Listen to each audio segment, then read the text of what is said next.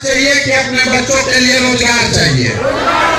सबको बोलना है, वोट सबको देना है, तो बोलना भी सबको है। 5 किलो अनाज चाहिए कि रोजगार चाहिए?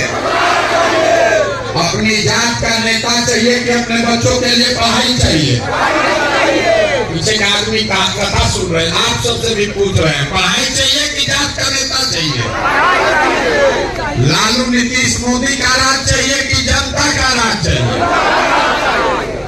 जिसको लालू जी बोलना है लालू बोलिए, मोदी बोलना है मोदी बोलिए, झूठ मत बोलिए। लालू नीतीश मोदी का राज चाहिए कि जनता का राज चाहिए?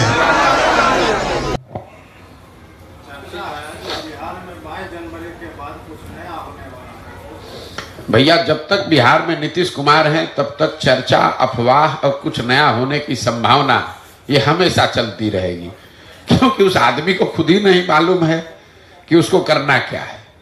तो जब तक नीतीश कुमार हैं तब तक इस तरह की चर्चा और अटकलें चलती रहेंगी। लेकिन महत्वपूर्ण बात यह है बिहार के नज़रिए से कि लग ऐसा रहा है, मैं तो दावे के साथ कह सकता हूं कि नीतीश कुमार के इस तरह के पलटू मार राजनीति का करीब करीब अंतिम समय आ गया है। उनके राजनीति का ये अंतिम दौर चल रहा है। 2, 4, 5, 100 महीना जितना दिन खींच के चल ले लोकसभा के बाद उनका और उनके दल का औपचारिक तौर पर विघटन शुरू हो जाएगा और अगले चुनाव, विधानसभा चुनाव आते आते जदयू का कोई अस्तित्व आज के स्वरूप में नहीं बचेगा। एक विशेष बात जो मुझे बेगूसराय में दिखी, जो अन्य जिलों से थोड़ा अलग है, उस पर वो है सामाजिक विषमता। बेगूसराय बिहार का दूसरा सबसे धनी डिस्ट्रिक्ट माना जाता है प्रति व्यक्ति आय के हिसाब से।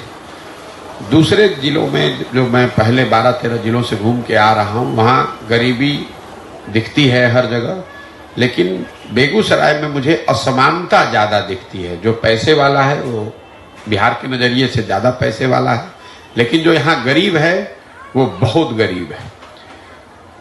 कुछ सड़क अच्छी है तो बहुत अच्छी है, लेकिन जो सड़क खराब है वो बिल्कुल ही खराब है। तो ये जो चीज़ है वो मुझे यूनिक दिखी अभी तक दूसरे जिलों के मुकाबले। बाकी जो 16 महीने का अनुभव है वो, उस पर जो आप सवाल करेंगे वो मैं बताऊंगा। लेकिन आर्थिक सामाजिक विषमता बेगूसराय में दूसरे जिलों के मुकाबले मुझे ज़्यादा दिखी है, समझ में आई है। उसका एक सामाजिक राजनीतिक परिप्रेक्ष्य भी है, लेकिन ये चीज़ यहाँ पर दिख रहा है। एक प्रखंड में सुविधाएं बहुत बेहतर है, दूसरे प्रखंड में बिल्कुल हालत खराब है।